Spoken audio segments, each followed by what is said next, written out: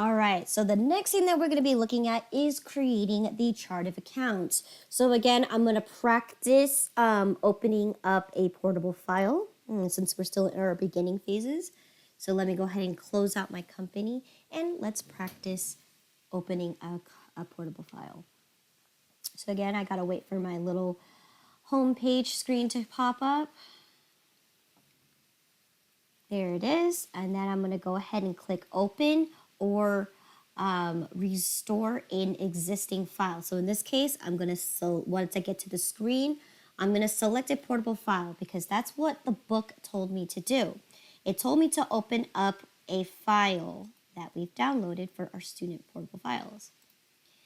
So again, I'm going to go ahead and locate it on my hard drive. So in this case, I placed it in my documents under LVPEDA Accounting QuickBooks class, which is also under portable files.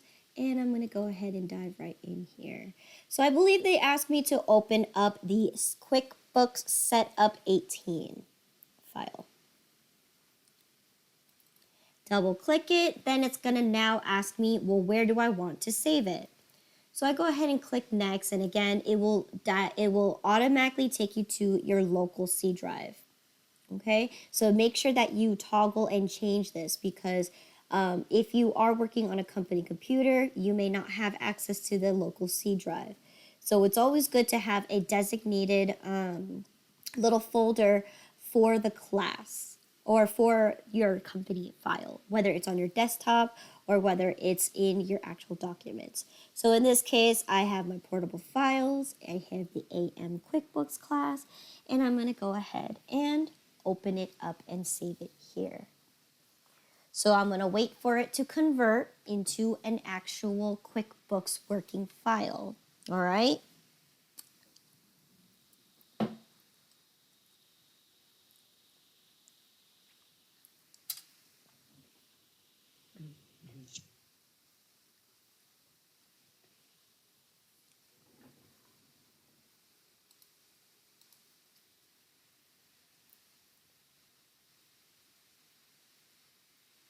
Okay.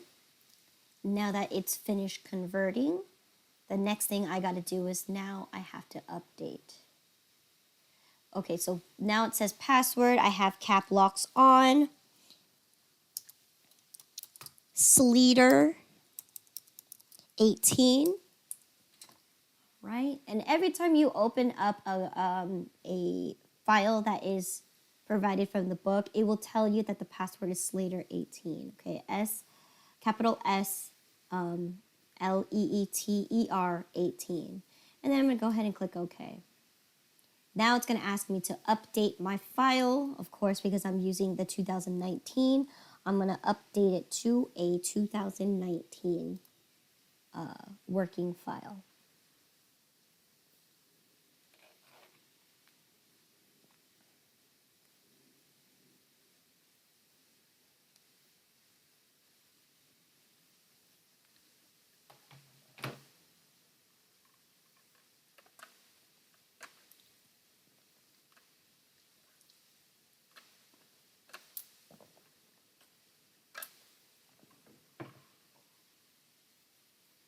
All right.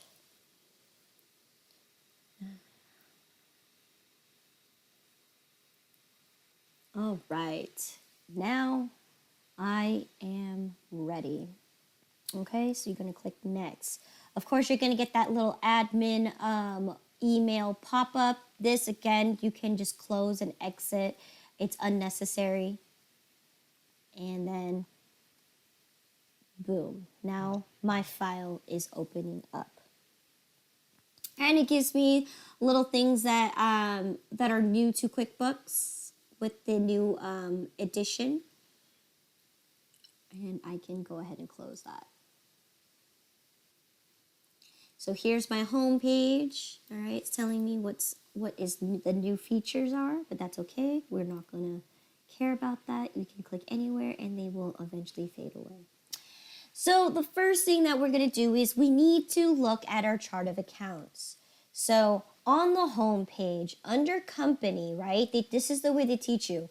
Your chart of accounts is located right here on the upper right corner. All right. And when we click that, we see our chart of accounts. All right. We see our account names. All right. And we notice that it's in order from account type. All right. This is default to the order that it should be in, defaulted by account type. And every single one has an account balance. Now, the first thing that they tell you is, well, I like to use account numbers because it actually makes it a lot easier to recognize which account belongs in which area. So in order to turn on the account numbers, you're going to have to go toggle a key factor in your settings. Now, of course, I just wanted to show you first what the chart of account looks like without the numbers, okay? So again, it's just a list of all of your accounts that exist in the books, okay? And here they all are in order by account type.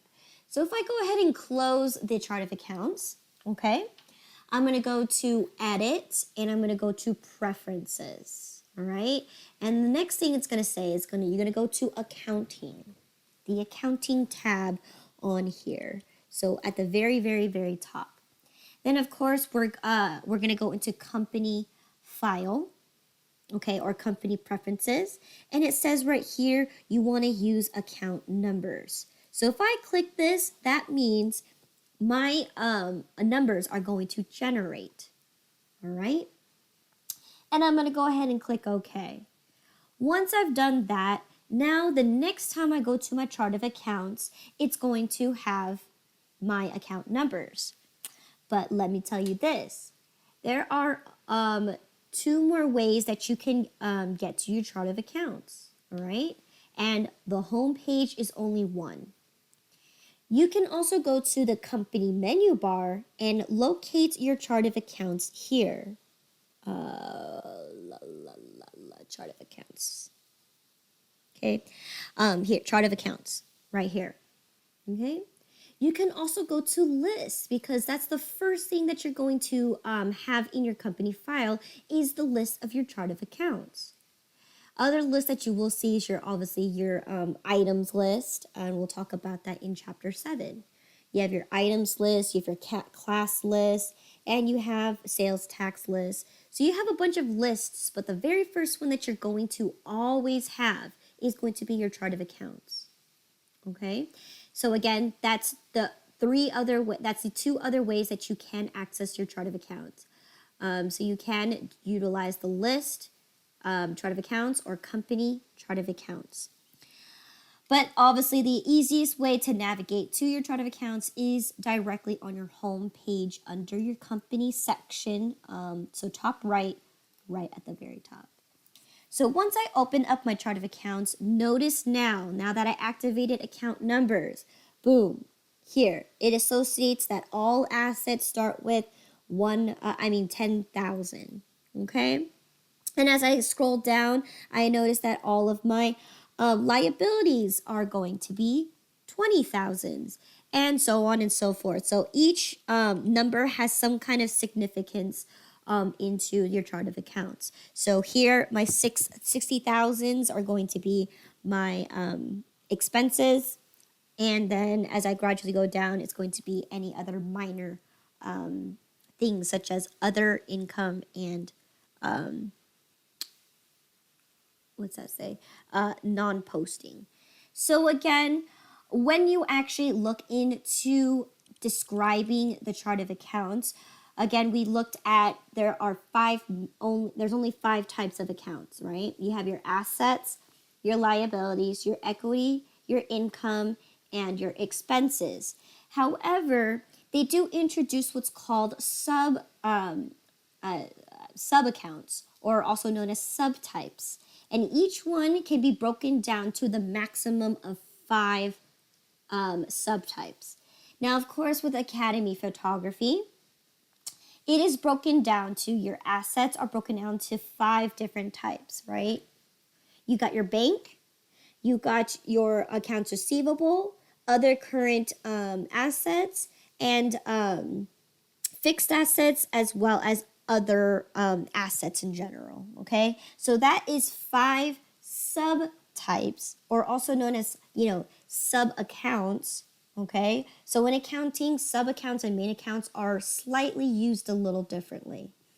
However, in this case, you can only have a maximum of 5 sub-accounts, subtypes for every account type. So that means for assets, you can only have a maximum of 5. And you can actually create these types, okay? And of course, you can also create sub-accounts as well, as long as it's within the sub type, or whatever you choose, whether it's under the main or the subtype, okay? So with that being said, so for example, in this Academy Photography, I only have 5 subtypes here, and then for my liabilities, I only have 4. I'm only introduced to I have current long-term liabilities, other current liabilities, accounts payable, and etc. So each one can be broken down to even more, and you can customize that, and we'll talk about that tomorrow when we customize our actual accounts. So again, every single section will have subtypes, and it's not mandatory to have them. It's just a little easier way to recategorize your items, your accounts. Okay, so here we look at that we have our account numbers, and here we have our account names. Now notice right now, it looks like your account numbers are in order, okay? Now, however, remember, if you don't use account numbers, the way that QuickBooks will sort your chart of accounts is by default by account type. However, if you don't think it's visually appealing, you can actually customize and reorganize your chart of accounts. If you want to, by selecting the account name, if you do this, you can organize it by the actual title, okay? So I can have my account titles going upwards, okay? Of course, that's given if you don't have account numbers, but because I have account numbers, it is not letting me do it. But again, if you don't have account numbers, it will organize it accordingly by alphabet, okay? And of course, with that too, you can also have it accordingly to account balances. Let's say I want all my large account balances at the top. Yeah, come on. Okay, so right now I have 0 in everything. So all my accounts balances are 0. Okay, and this makes a lot more sense if you do actually have an opening balance, which we'll talk about after creating your chart of accounts. So again, you can organize it that way. Another way you can organize it as well too is if you go ahead and look at this little tiny diamond shape right here, if you click that, it allows you to actually move them across the board. So for example, like my expenses, if I just click on that, if I roll my icon on that little diamond, I can move it around in my chart of accounts. Now the only rule is you can only move your accounts within their respective account types. So I can't move my expenses, this expense, I can't move it all the way up to here. It won't work. All right, I'm gonna click OK. So it won't work if you try to move this expense all the way up into the top. So you can only move it within its respective account type. So no matter where you organize your information, the main thing is that the account type is what prevails everything. It's going to always be organized according to account type. Okay? So that's what the chart of accounts does, okay? It's a list of every single account that you will use to create your transactions as well as to organize your transactions, right? Especially when we have a bill. You're going to associate each account with a certain aspect, right? And you're going to either itemize it or use the account directly. So this is where the whole debits and credits come into play. All right. And I will talk about how it affects it every time we enter in a bill, right? And it does the accounting behind the scenes. But for now, okay, we are here at the chart of accounts, and the next thing that we're going to be doing is looking at how you can manipulate, change, or adjust, add things, edit, delete, remove, merge. We're going to talk all about that. So the first thing is to add an account. Now, of course, with that being said, that's pretty straightforward. The quickest way I would say is you could just right click on the chart of accounts and go ahead and click new. All right. Now the book tells you the proper way to do it is to go ahead and go down to the bottom where it says accounts. Here's a little downwards arrow. When you click that, it's going to give you options, and the first one you want to do is click new. All right. If you're in your chart of accounts, right, you also have a third option. Now, of course, it's actually not widely used because of how inconvenient it is. But if you're in your chart of accounts right now, you can go to your edit menu and you'd be able to enter in a new account. Okay? But the quick and easiest way is to just go ahead, simply you're in your chart of accounts, right click and new. Okay? Now, the book teaches you another way you can access your chart of accounts by doing Control A. For the test, if you use any of those keyboard hotkeys or whatever they're called, keyboard shortcuts, you will get that answer wrong. So the test wants you to use your mouse and point and click and actually navigate throughout the whole thing. No keyboard shortcuts, okay? Because the whole purpose of the exam is to test your knowledge on how to enter in a transaction by using the proper tools, not using the shortcuts, okay? So for the certification exam, no memorizing shortcuts. So if you memorized Control A, forget about it, okay? That's only for when you are well experienced and you've been using QuickBooks and you know that shortcut. That's for when you start working into a company. But in this case, no. You're not going to be tested on it, and if you use it, you will get marked wrong. Okay? So now that I am here and I'm creating a brand new account, all right? So I believe I'm far down on page, let me see, chart of accounts, setting up chart of accounts. So here it asks me to create a brand new account. And what I'm going to do with this account is I am actually going to create a brand new expense account. So the first thing that when you open up the new account window is it's going to ask you, well, what kind of account type are you creating? So again, it gives you a list of what is that are the possible choices that you have. So you have typically you would create it if it's an income, an expense. If you want to be more specific, it could be a bank account. So these are subtypes.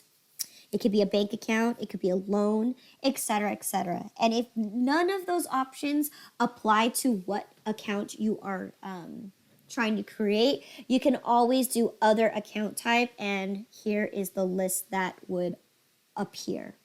All right.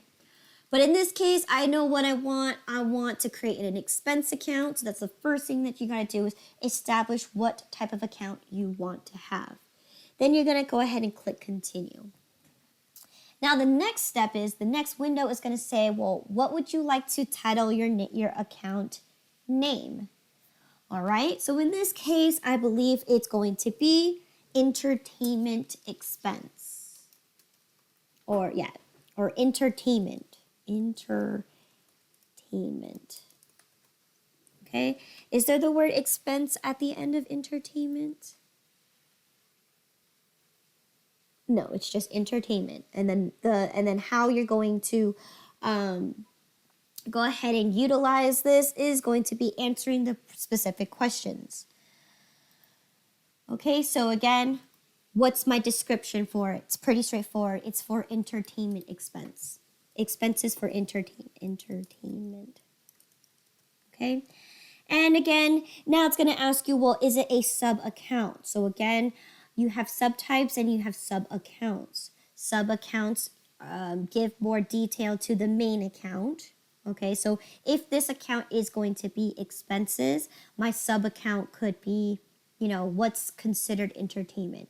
Is it going to the movies? Is it going to a radio talk show, right? What are these entertainments considered? So that's what a sub account is for. But in this case, I'm creating a main account. All right, here I entered that it's going to be entertainment. And then now I'm going to go ahead and click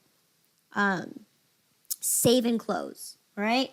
You never want to do save and new, because when you do save and new, you're going to save this account and then you're going to get a new form that pops up.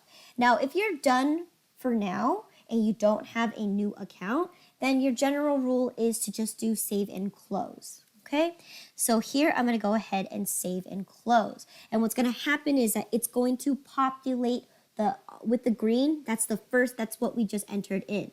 Now, here's one thing I forgot to do.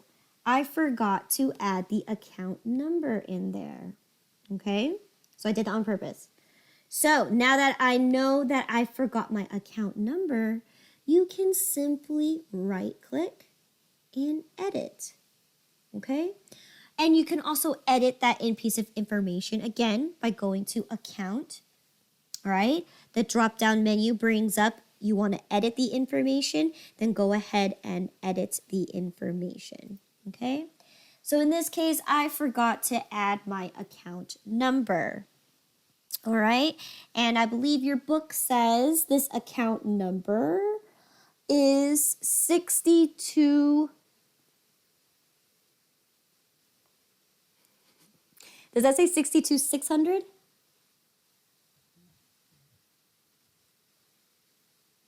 I think it says 62,600 because it's an expense, right? We know that I categorize my expenses as 60,000. So in this case, my entertainment is going to be 62,600. All right. And if I go ahead and click save and close, then it will automatically update my account. So now it has its proper account number and account name. So yes, so if you make minor mistakes, you can go ahead and fix them really easily, okay? But you have to have admin rights to do this. So because we created this file, well, actually, no, this is a different one, and we're admin, we have the capabilities to have access to everything and be able to manipulate it. So here we have this little account here. Now I'm going to go ahead and create another account. Let's go ahead and create a random account. Okay, so I'm going to go ahead and go control new. So what kind of account do you want to create that's new? Let's do another expense account, okay? And next. Okay, so what kind of expense do you want to incur? Any random one.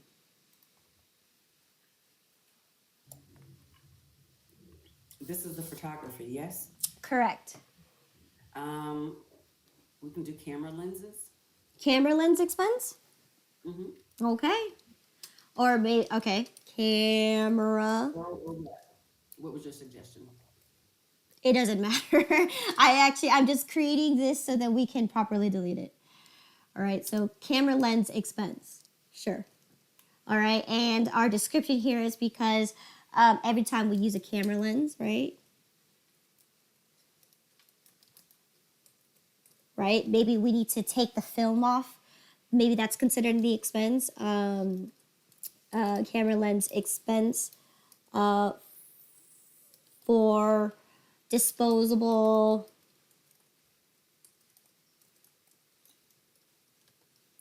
disposable film. Okay. They don't do that anymore. I'm just throwing some random out the not that kind of camera. I'm talking about like you know how you have camera lens covers? They have that little clear film so that it keeps it protected. So that's what I'm talking about. Not that kind of film. Okay, so yeah, so disposable camera films. Okay, so sure. Again, it's not going to be a sub account. I have no idea what account number is, but let's go ahead and just aim for one. Let's say it's 63510. Okay, and I'm gonna go ahead and click save and close. So here you go. There it is, my camera lens expense. All right. So now it's gonna ask you, well, what happens when you're not using an account or you have an account and it's cluttering your chart of accounts? Or maybe you, when you built your generic chart of accounts using the Easy Step interview, what if there's accounts that you don't think you'll ever use? Okay, so again, like we just created this camera lens expense. Let's say it's costing too much to have to throw away that film, right? It's costing way too much. So we need to get rid of it. Now there are a couple options on when you can actually delete or remove a transaction. Now, rule of thumb is you can only delete an account if it's never been used in a transaction.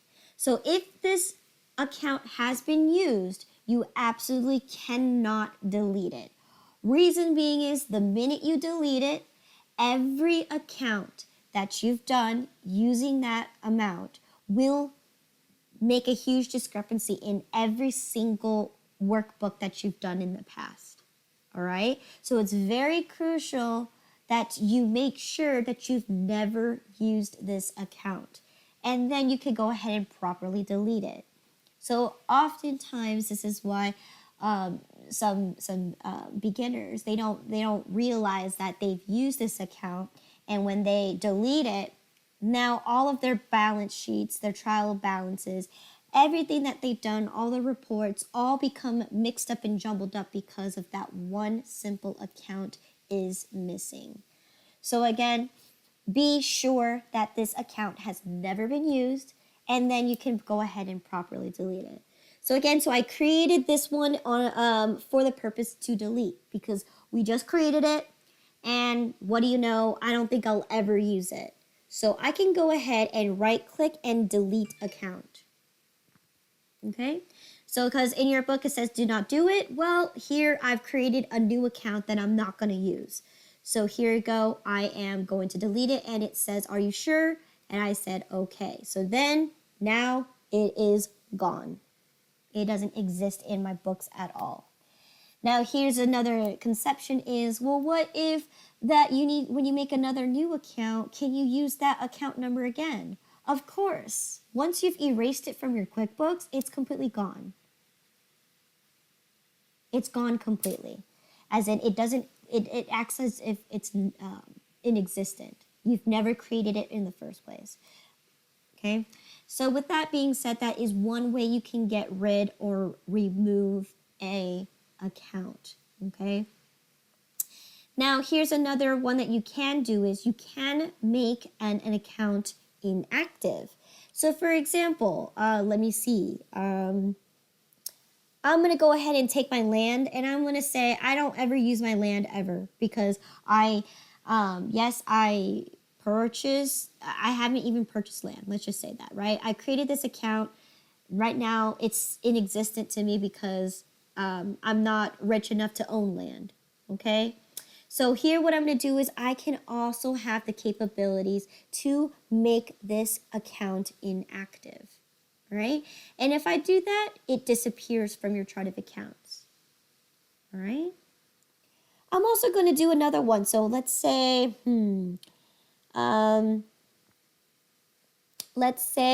security deposits asset, all right? I can go back down to the little window down here where it says account. I can go ahead and toggle this and be able to select it and make it inactive. Okay, So let me find it. Edit, make account inactive. Okay, so there, it disappears from my chart of accounts. Now, the reason why you would use inactive accounts is because let's say you are, progressing through your trial balances or you're going through your periods and you're just never using that account anymore. You used it in the very beginning. Now it's considered dead space, right? It's just there. You can inactivate it so then when you're looking at your chart of accounts, it doesn't appear. Okay? It doesn't mean that it's forgotten. It's just that you don't use that account anymore. So you don't need to have it visibly there on your chart of accounts. You can temporarily put it aside and hide it. And that's exactly what you're doing when you inactivate it. Okay? Now, with that one again, it's generally used for when you no longer use an account anymore, but that doesn't mean you have a possibility to, reactivate it, right? You're just getting it hidden from your actual active chart of accounts, the one that you're frequently using. And on top of that, because we're making the assumption that we're not going to remove it, because we used it in the beginning, we're just hiding it from our chart of accounts. So at the very bottom of your chart of accounts, you have your accounts, you have activities, you have reports, and then here attached right here is a little window or a little check mark that you can have appear all inactive accounts. So again, without active, with inactive. All right. And what you're going to notice is that you're going to have a red X, and that just signifies that it is inactive. Now, of course, you could go ahead and select other accounts saying, okay, I don't use this, I don't use this, right? That's how you're going to inactivate your accounts. And watch, if I were to clear it out, all of those accounts I just X marked red are all gone because you've selected it with the red X. Okay. Now, let's say now that I'm in 5 years later, right, I need to use that account again. So you can right click and click make active again. Okay, make account active. Same thing here. You can also go down to the bottom here and make account active. All right, but that's only given the circumstances that you have the list appearing. All right, obviously if you don't have it, how are you going to inactivate it? You need to have it appear first, all right? And then another shortcut or easy way to do it is just go ahead and uncheck the red X's. So here I'm going to activate all of them. And now, since I don't have any inactive accounts, they're all active. Boom. They're all ready to use. So again, land is here. So if I mark it as inactive, it's gone. But if I select this and select that red X to clear it out, there it is. It's active again. Okay? And this is primarily used to save some space in your chart of accounts. As you can see, this list goes on pretty long. And, one thing that's also good is, you want to be able to see your accounts, because a lot of mistakes that usually happens is that as you add more and more and more transactions and you're adding more and more accounts, you tend to forget what accounts already exist. So you might be adding more and more accounts that, you already have made an account for. So now with that given thing, what you can do too is now you have the third option, which is to merge your accounts. So again, I'm going to go ahead. Sorry, did you have a question? That was my question. How are you going to merge All right. one that is active with another type of account? Exactly. So this is exactly what I'm going to talk to you. So we talked about deleting, right? Only if within the circumstances that you're no longer going to use the account and you've never used the account. If you have used the account, but you no longer use it, make it inactive. So then the third one is, let's say you have too many accounts. So again, let's go ahead and go back down to that one account that we've created. Let me see, it was 600 for entertainment. So the great thing about this too is you can actually search it up here if you like. If I type in entertainment, it's entertainment, it should pop up like that. So again, QuickBooks makes it easier to find your accounts as well. All right, but so here I have actually two things. I have entertainment and I have meals and entertainment. So shoot, I created a new account that kind of already exists already. So here, this is how we're going to merge. So by looking at the account that you no longer want, you want to make sure that you match it to the exact title and exact account number. So in this case, right, I want to replace entertainment and merge it into meals and entertainment. So now I look at how I wrote meals and entertainment, so no and% symbol, it's actually and my account number is 64300.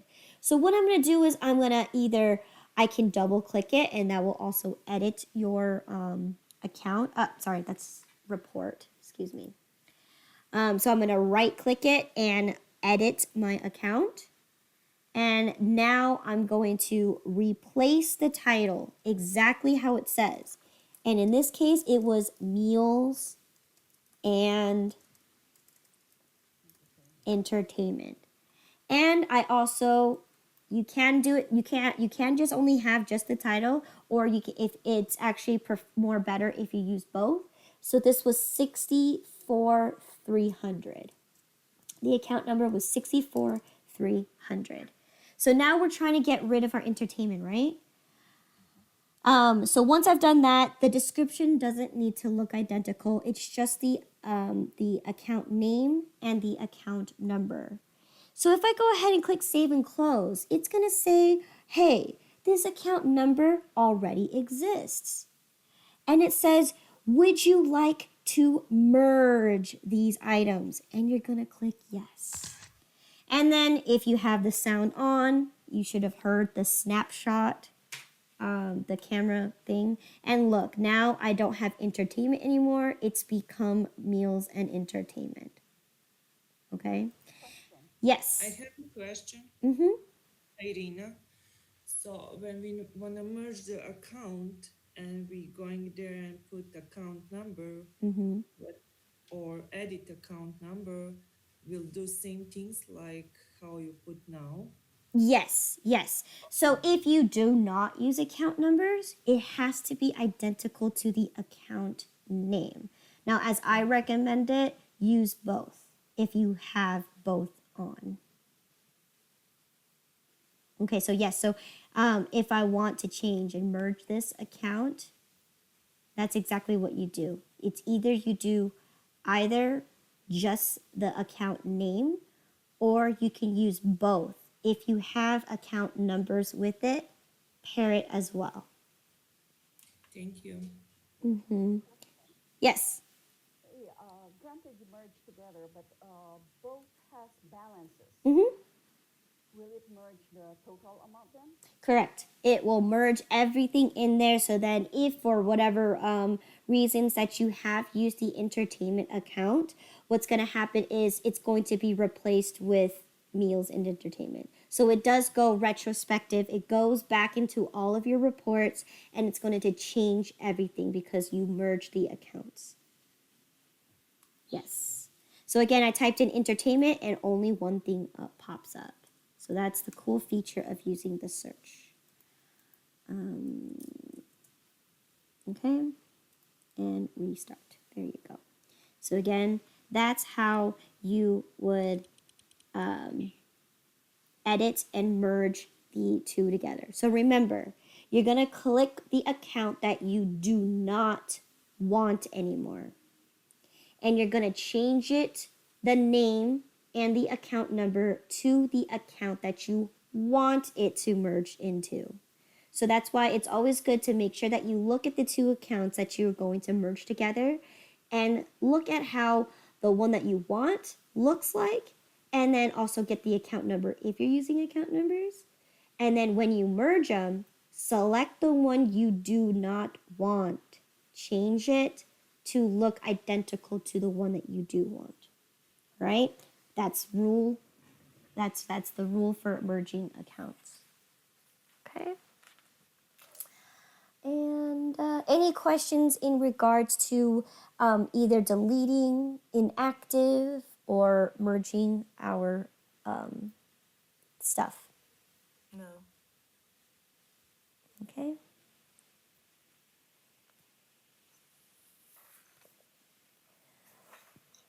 Okay, so again, we talked about how to reorganize the chart of accounts. And we also looked at how to open up the chart of accounts, right? There's 3 ways to open up the chart of accounts. All right, so what I'm going to do is I'm going to go to my home page. Now, actually, let's go back to the chart of accounts. Sorry about that. Now that we are here at our chart of accounts, right? Now that we've established every single account, the next thing that we got to do is now we got to input open balances. Okay? Now, general rule of thumb is when you are transferring information into QuickBooks and you're already an existing company, what's going to happen is, general rule of thumb is you need to have the last month or a previous period's bank statement and a previous period's trial balance. Those are the 2 most important things that you need to have in order to create your opening balances. So the first one I want to show you is how to open up your bank account balance. Now this is how they teach you. They teach you a couple ways, but we won't talk about the general journal until chapter 13. But yes, you do have a general journal in QuickBooks. And yes, you can use it to create your transactions manually. All right.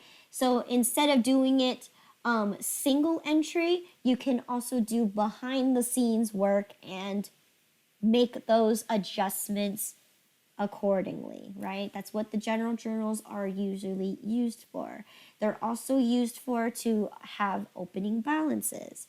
So in this case, I do not want to show you that because it's really unnecessary to do that, because the general journal or journal entries is meant for primarily adjustments.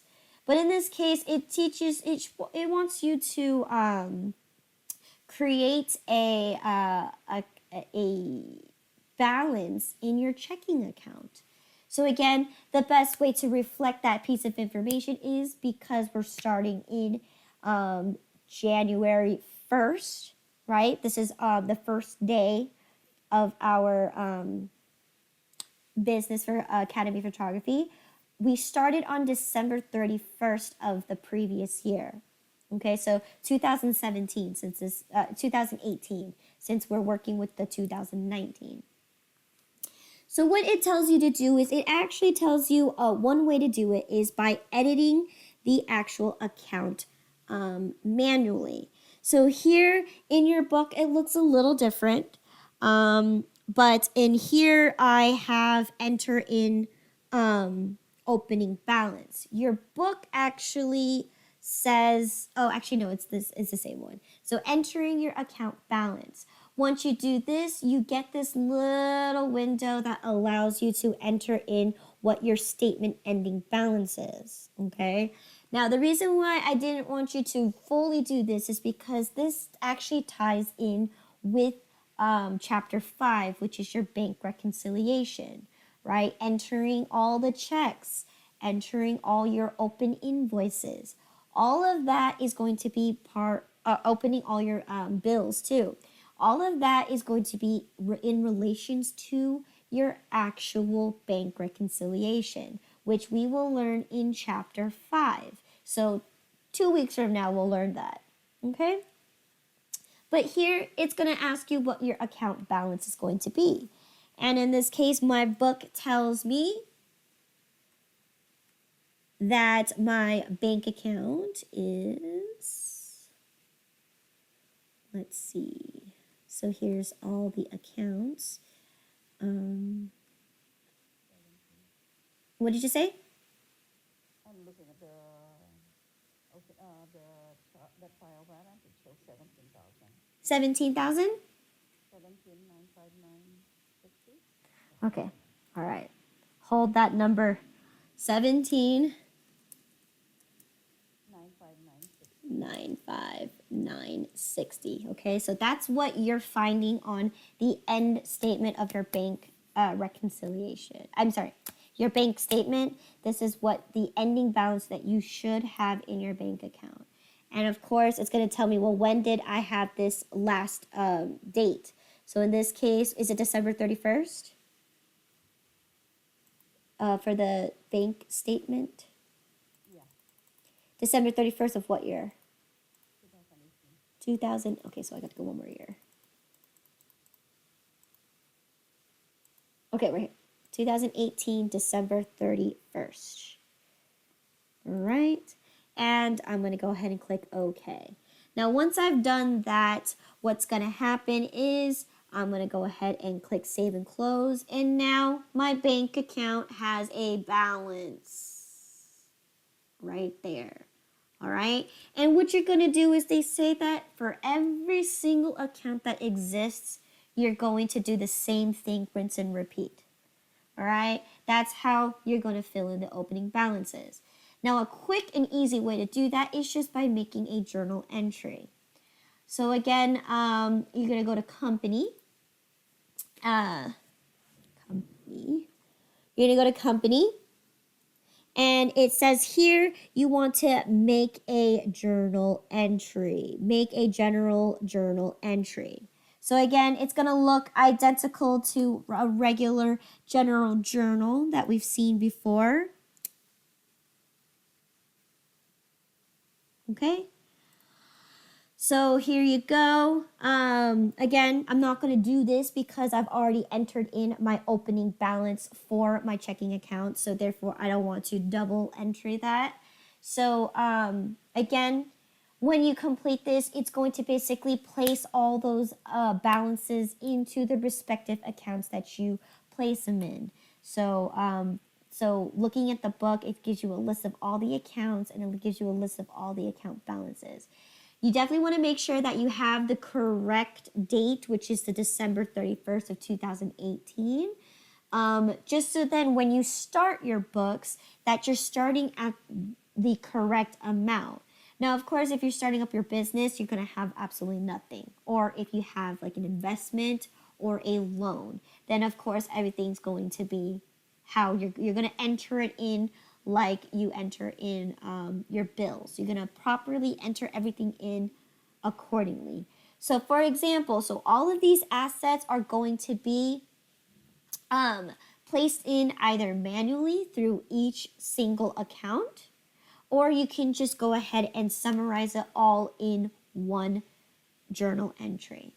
Okay, so I'm going to go ahead and close this because we're not going to do it today. But I do want to let you know that once you've done that, any open invoices, any open bills, any checks that you've written, any payroll stuff, you guys are going to manually place it in there using the enter bills, enter invoices, and enter in your payroll. Okay, so all of those we'll talk about throughout the whole course. Okay, how to enter a bill, we talk about that next week in chapter 4. Entering an invoice, we talk about that in chapter 2. Okay, which is also next week. Okay, so I'm not going to show you how to enter those in, but that's usually what's going to happen. So when we go through the rest of the book and we finally reach chapter 12 and you want to recreate this, you may do so, okay? And you can properly do it by entering in the proper bills that are open as well as the proper, checks that are outstanding. So all that information is something that I'm going to teach you later on, okay? So again, general rule of thumb is the reason for a journal entry is going to be excuse me, from your trial balance, okay? So your trial balance is going to tell you what accounts have what balances. So that's where you're going to utilize your general journal for, to entering in all your open balances using that information. Bank statement to go ahead and open your checking account, all right? Other than that, that is, let me see, creating, okay, so last thing that I want to show you today is going to be how to create users. So if you guys remember, when we set up, when we actually set up our company file, we actually bypassed the admin password. So what's going to happen here is, of course, because we bypassed it, right? The minute we open up that company file again, it's going to automatically slam you with setting up a password. So again, because if you are using confidential information, it is very important that you secure it. So if you ever come to the point where, okay, now I am setting my password and or I need to create users, you may do so by going to company and here you go, set up users and passwords.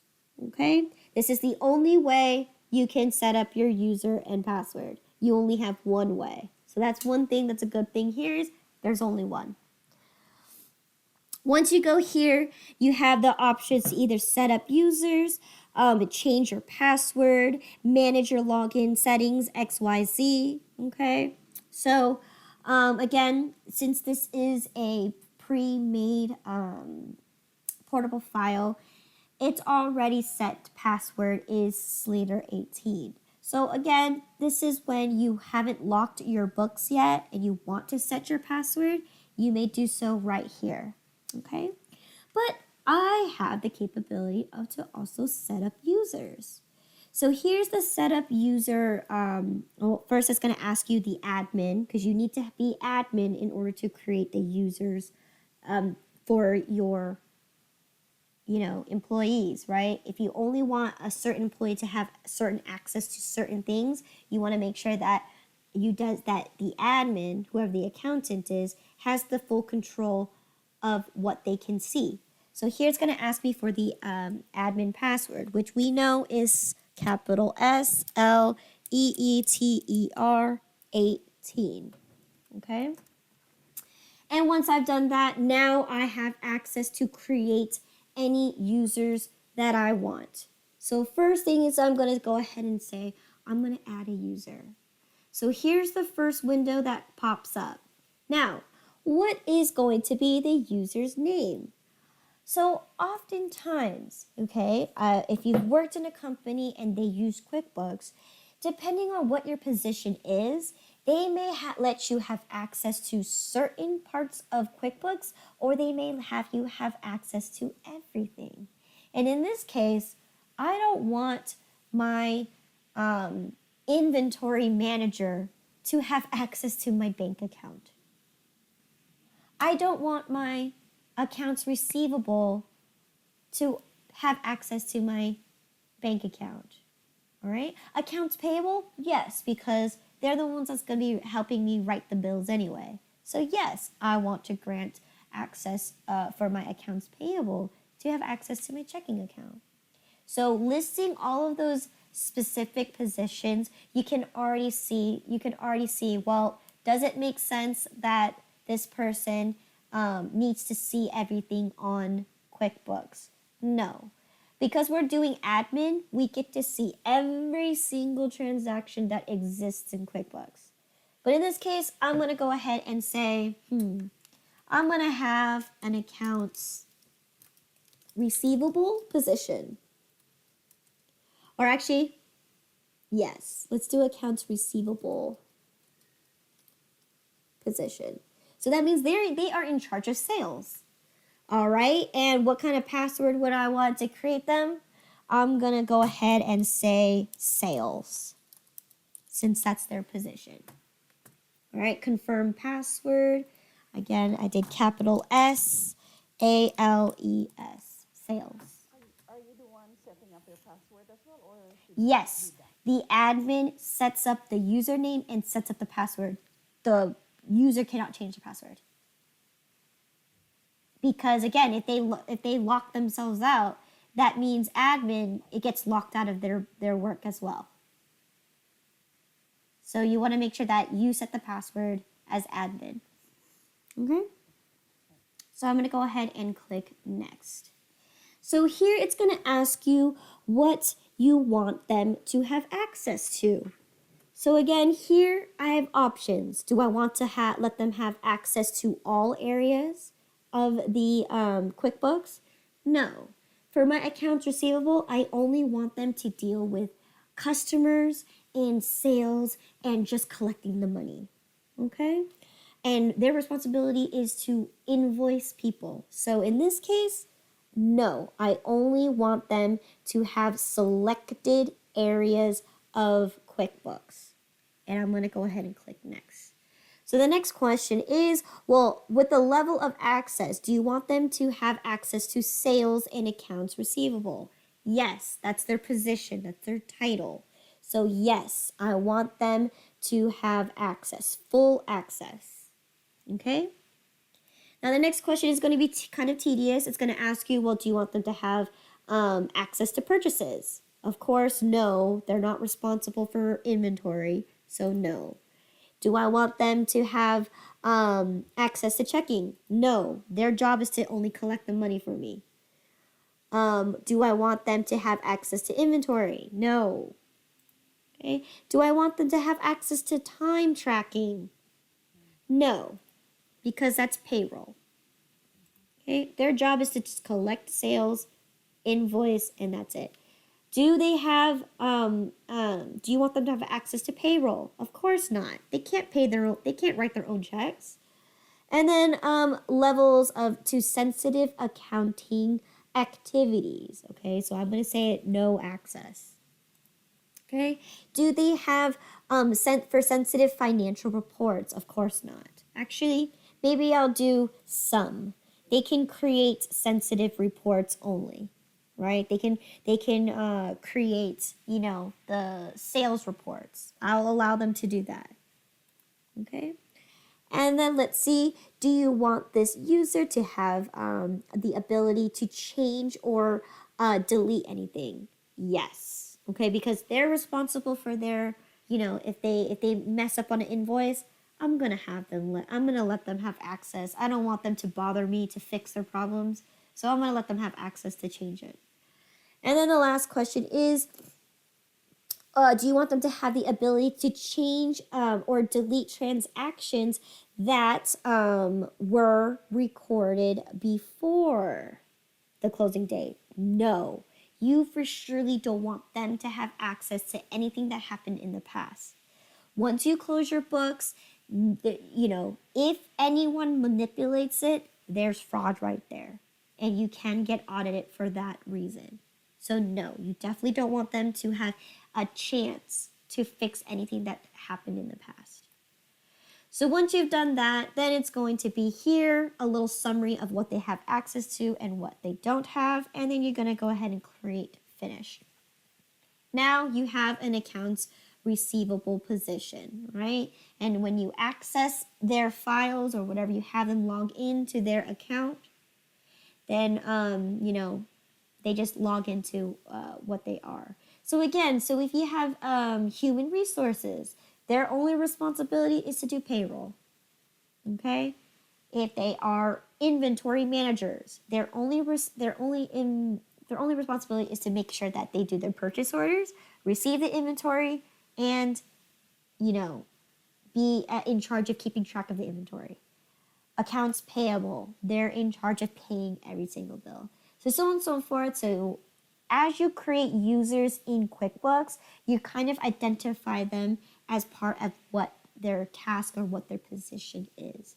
So in this case, I've already created my first user. I'm not going to access their files because all they're going to have is just this section right here.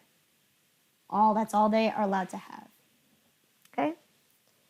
Now, of course, while you're working at a company, you also want to make sure that you have the capabilities to have your workers work at the same time. It's called efficiency, right? You never want to have one person only working on one file at one time because, again, that defeats the purpose of why you're using QuickBooks. You want to get the job done. So you can go ahead and go to File and you can switch to multi-user mode. So right now, I only have access to this worksheet or this workbook, my accountant files, right? But if I go ahead and switch to multi-user mode, okay, then you're going to, that means when you have multi-user mode, it means not only you as the admin get to work on it, your sales representative or your accounts receivable can work on it at the same time. Okay, so this action requires a window administrator's permission. Okay, continue. So again, I activated the multi-user mode. Okay, so again, it allows multiple users to access the file at one time. So again, if you understand how computers work, when you're on a company platform, you usually are connected by a network. Okay, so you'll have a computer have access to the same things that another computer will have. So that's essentially what this is. It's allowing to work on the same network and allowing multiple users work on QuickBooks at the same time. Okay. So I'm going to go ahead and just click OK for all this. And now I am in multi-user mode, meaning my other position, which is my accounts receivable, can be working on this exact same file at the same time as me. Okay. And that concludes the lesson for today. So now that we've finished our lesson, any questions in regards to anything that we learned up today?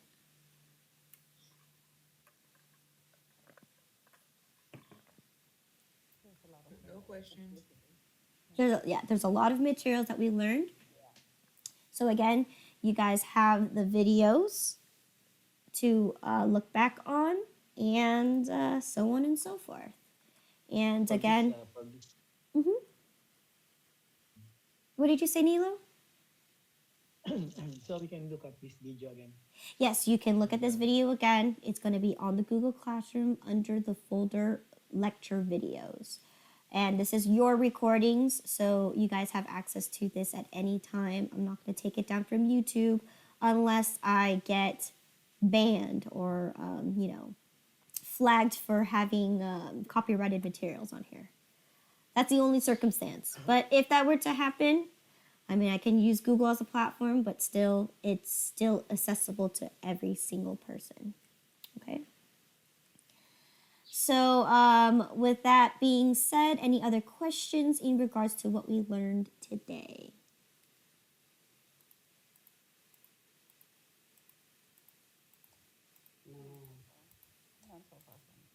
Okay, so let's go ahead and answer those extra questions.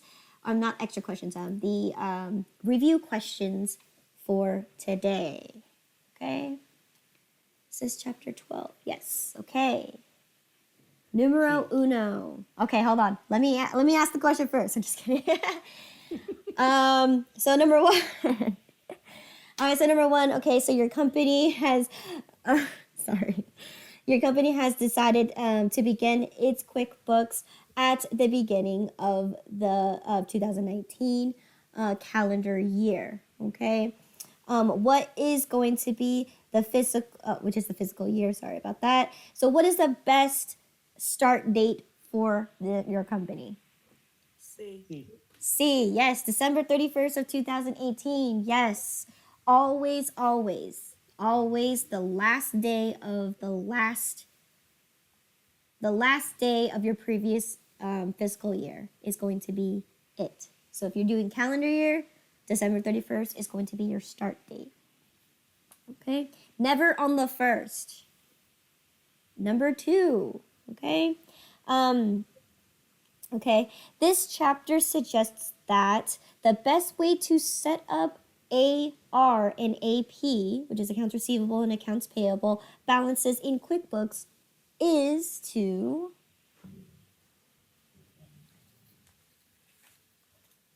Combination between A and B. Because as you explained it a while ago, Enter the balances in the one. journal entry, but then you can also put it on the chart of accounts here. okay. Anybody else? So Lynette, you say A or B. Yes, B. unless I'm wrong. Okay, I got a B.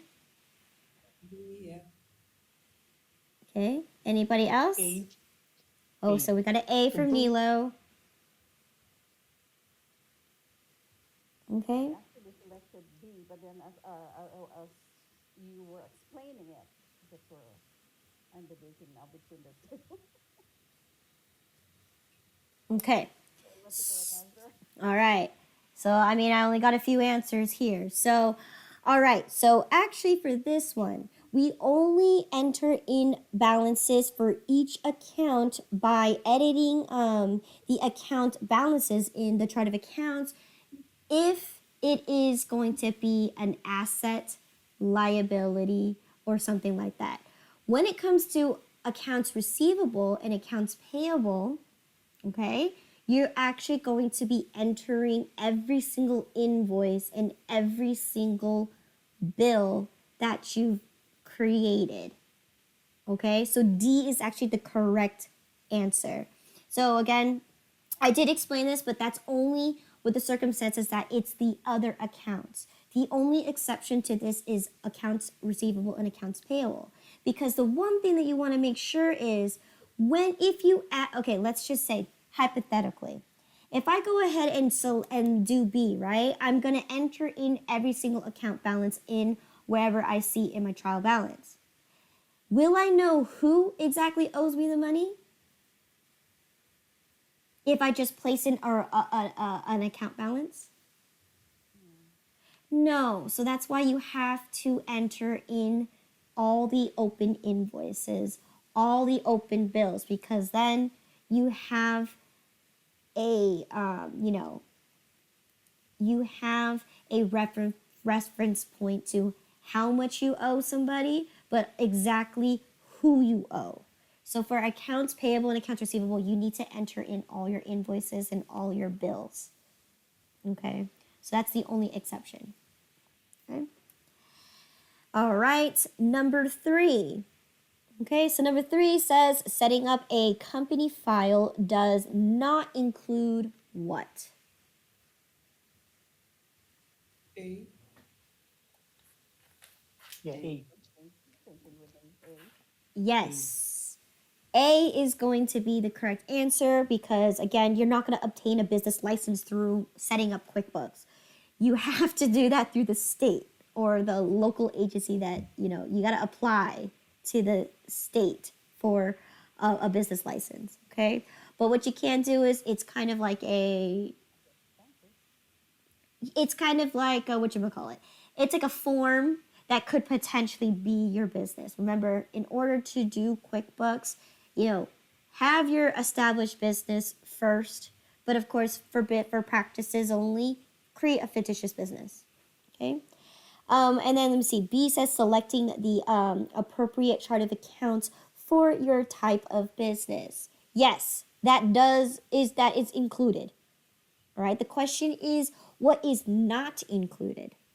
Okay. We just talked about that today. We talked about how to set up your chart of accounts. So that is definitely included as part of the setting up process. Okay. C says adding accounts to the chart of accounts. Yes, we learned about that. And then lastly, D, entering invoices. Yes, that is what accounts payable and accounts receivable section was. You need to enter in your invoices as part of the setup, right, for the opening balances. So A is the correct answer. So make sure you're aware that it's not included. Okay.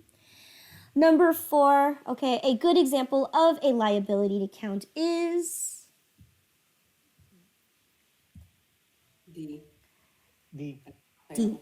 Yes, accounts payable. Yes. So, and we'll talk about this more when we dive in. Well, for the newer students, we'll dive that into more when we go into accounting. But for the obviously my new students, I mean for my older students, you guys should know this. Inventory is obviously an asset. It's something that you are planning to sell, so you own it until you sell it. Accounts receivable is money that you own that people owe you for. Advertising is an expense for sure. So lastly, we have accounts payable, which is something that you owe to other people. Okay, and that's typically where your bills will lie. All right, lastly, question number 5.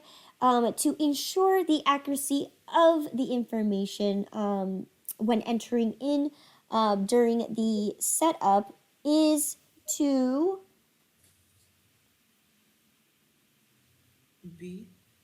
okay, so verify that your trial balance matches the one provided by your accountant. And yes, that should be correct. Yes. Number one thing is you want to make sure that's the number one thing is to have your trial balance before you start your QuickBooks, okay?